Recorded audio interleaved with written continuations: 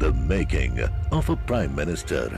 मुश्किलों का अंबार है, वही तो मेरे हौसलों की मीनार है। हिंदुस्तान में दो प्रधान दो निशान नहीं चलेंगे। इतनी ताकत ये पाकिस्तान के खिलाफ लगा दे तो आतंकवाद आसान हो गया। हम चुनौतियों से टकरा रहे हैं। सर्जिकल स्ट्राइक और एयर स्ट्राइक करके नए भारत के सामर्थ्य का संदेश भी दे दिया है। तुम उठो, तिरंगा लहरा दो। जननायक नरेंद्र मोदी के 20 वर्ष पुराने भाषणों पर आधारित एक बेहद लोकप्रिय कार्यक्रम। क्या कहते हैं नरेंद्र मोदी?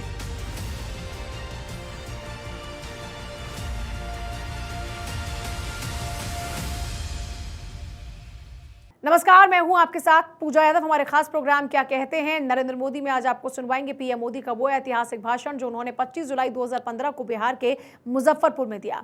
अपने भाषण में पीएम मोदी ने कहा कि मैं समझ सकता हूं कि राजनीति में मतभेद हो सकते हैं, हमारे राजनीतिक भविष्य में शायद कहीं टकराव भी नजर आ सकता है, लेकिन इसी राजनीति के चलते बिहार की विकास यात्रा का गला घोट दिया गया। क्या यही लोकतंत्र है? मुझे जो आपका जज्बा नजर आ रहा है,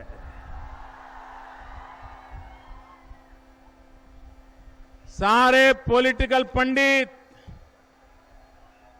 ये एक कार्यक्रम देख लें, नतीजा साफ दिखता है अगली सरकार किसकी बनने वाली।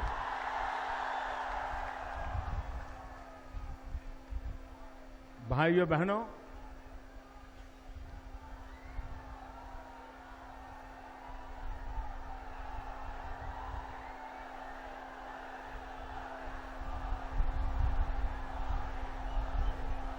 जब हम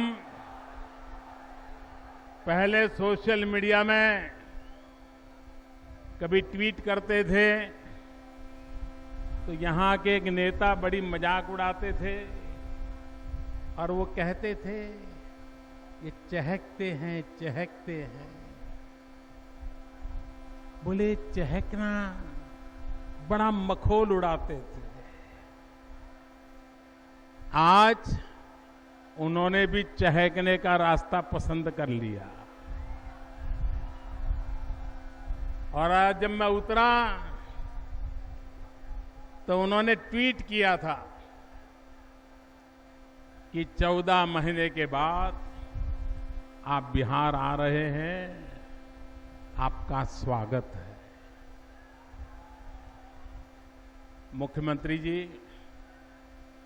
स्वागत के लिए मैं आपका बहुत आभारी हूं।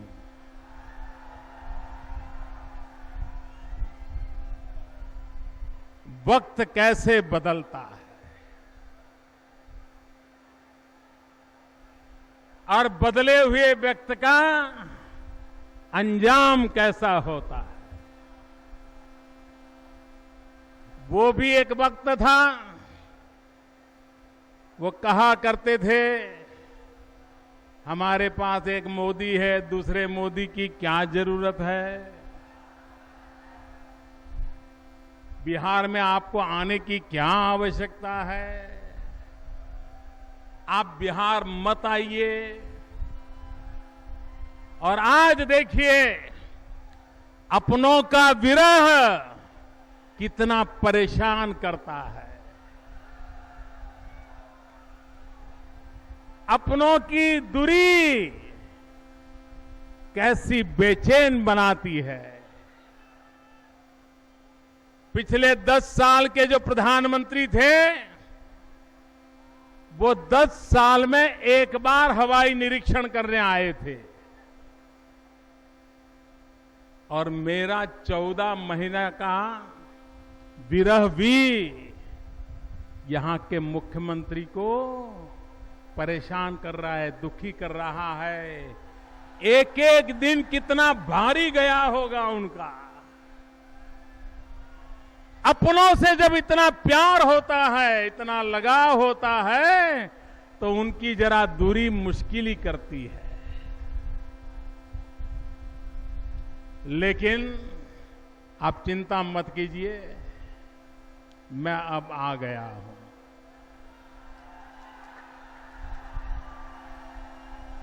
आपको अब ज्यादा विरह झेलना नहीं पड़ेगा।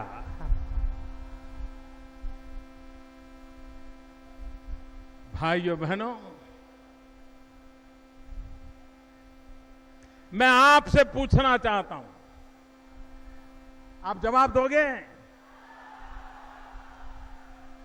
आपको लगता है कि बिहार में बदलाव होना चाहिए, हालात बदलने चाहिए, स्थिति बदलनी चाहिए, अंधेरे से उजाला होना चाहिए, बेरोजगारी से रोजगारी आनी चाहिए, गुंडागर्दी से मुक्ति चाहिए, सुख शांति की जिंदगी चाहिए। अगर भाइयों बहनों, अगर ये चाहिए तो मुझे सेवा करने का अवसर दीजिए।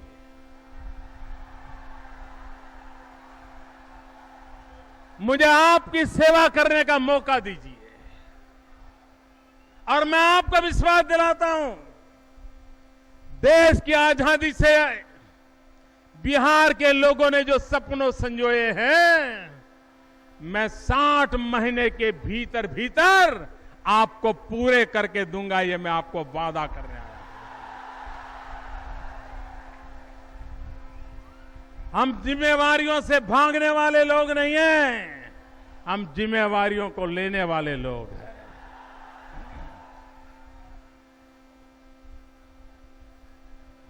मैं कभी कभार समझ सकता हूं कि एकांत व्यक्ति के प्रति हमारी राजी नाराजी हो।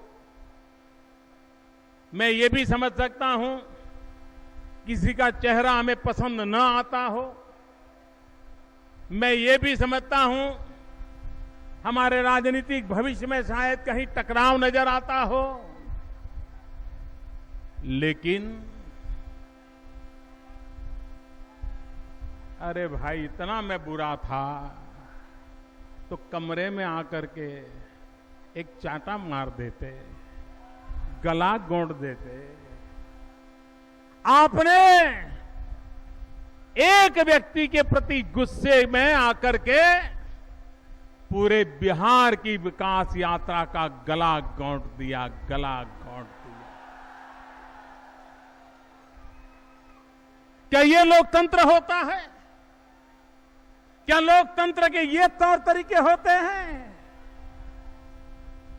मैं समझता हूं राजनीति में मतभेद भी हो सकते हैं, राजी नाराजी भी हो सकती हैं। अरे गुस्सा निकालने के लिए आकर के मेरा गला भी घोंट देते, लेकिन मुझे दुख इस बात का नहीं है कि आपने हमारे साथ क्या किया। मुझे दुख इस बात का है कि आपने बिहार की जनता के साथ क्या किया। आपने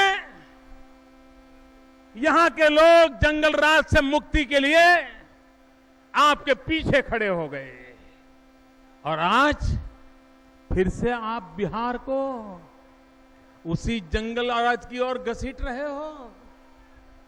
आप मुझे बताइए मेरे भाइयों बहनों, क्या बिहार में वो जंगल राज के दिन दोबारा चाहिए? ये वो मौत का खेल दोबारा चाहिए? ये गुंडागिर्दी दोबारा चाहिए? ये लूट खसौट चाहिए दोबारा? मेरे बिहार के भाइयों बहनों को इस हालत में छोड़ा नहीं जा सकता। और इसलिए भाइयों बहनों, ये चुनाव किसकी सरकार बने किसकी न बने इसके लिए नहीं है। ये चुनाव बिहार के नौजवानों का भविष्य तय करने के लिए है। ये चुनाव बिहार के किसानों का भाग्य बदलने के लिए है। ये चुनाव बिहार की माताओं बहनों की सुरक्षा के लिए है। और इसलिए मेरे भाइयों बहनों, विकास के रास्ते पर गए बिना बिहार का भला नहीं होगा। और इसलिए मैं आज आग्रह करने आया हूं कि आप आइए। आपने हर किसी को आजमा लिया है, हर प्रकार के मॉडल आप देख चुके हो। एक बार हमें भी आजमा करके देख लीजिए। एक बार हमारे इस एनडीए के साथियों को बिहार की जनता की सेवा करने का अवसर दीजिए। मैं आपको विश्वास दिलाता हूं।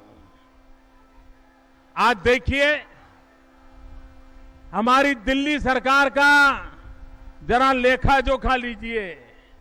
मैं नहीं जानता हूं यहां के पॉलिटिकल पंडितों ने कभी हिसाब लगाया कि नहीं लगाया है।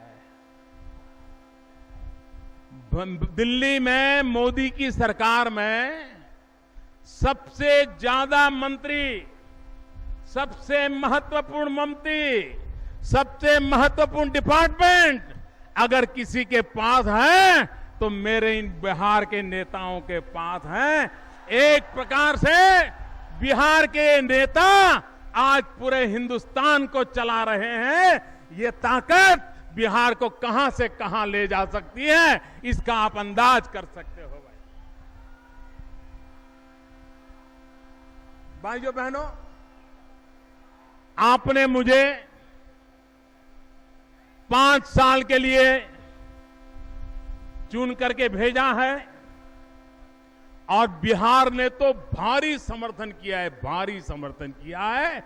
मैं बिहार की जनता को शत शत वंदन करता हूं, आपने मुझे जो समर्थन किया इसलिए। मुझे बताइए, जो लोग ये कहते रहे हैं कि हम मोदी को बिहार में घुसने नहीं देंगे, हम मोदी को बिहार में आने नहीं देंगे, हमें मोदी की बिहार में जरूरत नहीं है, अगर ऐसे लोग सरकार बनाएंगे और दिल्ली से कोई नाता ही नहीं रखेंगे तो बिहार का भला होगा क्या? क्या इस देश में एक सरकार दूसरी सरकार से लड़ती रहे, इससे किसी राज्य का भला होगा क्या? ये लड़ाई वाली सरकारें चाहिए कि कंधे से कंधा मिलाकर के चलने वाली सरकार चाहिए? भाइयों बहनों, मैं दिल्ली में बैठ करके जो भी इस पूरे देश पर के संसाधन है, एक बार बिहार की सेवा का अवसर दीजिए। आपके काम आते हैं कि नहीं आते, आप देख लीजिए भाई। मैं तो यहां हैरान हूं,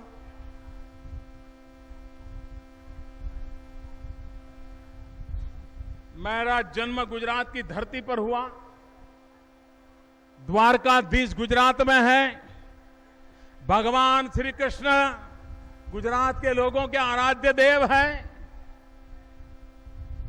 यदुवंश की उत्तम परंपरा को निभाने का काम गुजरात की धरती पर सदियों से होता आया है। लेकिन हम जिस कृष्ण के पुजारी हैं, मैं जरा पूछना चाहता हूं, मुझे तो कृष्ण की एक बात बराबर याद रहती है। जब वो बालक थे और काली नाग के कारण लोग परेशान थे, तो बालक कृष्ण ने ताकत दिखा करके काली नाग का शिरच्छेद कर दिया था। कर दिया था कि नहीं कर दिया था? काली नाग को खत्म किया था कि नहीं किया था? और आज यदुवंश की बातें करने वाले लोग रो रहे हैं, हमें जहर पीना पड़ रहा है, हमें जहर पीना पड़ रहा है, हमें जहर पीना पड़ रहा है। अरे कृष्ण का वंशज जहर पीता नहीं, काली नाग को वंश को ही खत्म कर देता है। यही तो उसकी ताकत होती है। और आपने तो जहर पिया क्योंकि आपका स्वार्थ है। The making of a Prime Minister. मुश्किलों का अंबार है, वही तो मेरे हौसलों की मीनार है। हिंदुस्तान में 2 प्रधान 2 निशान नहीं चलेंगे। इतनी ताकत ये पाकिस्तान के खिलाफ लगा दे तो आतंकवाद आसान हो गया। हम चुनौतियों से टकरा रहे हैं। सर्जिकल स्ट्राइक और एयर स्ट्राइक करके नए भारत के सामर्थ्य का संदेश भी दे दिया है। तुम उठो, तिरंगा लहरा दो।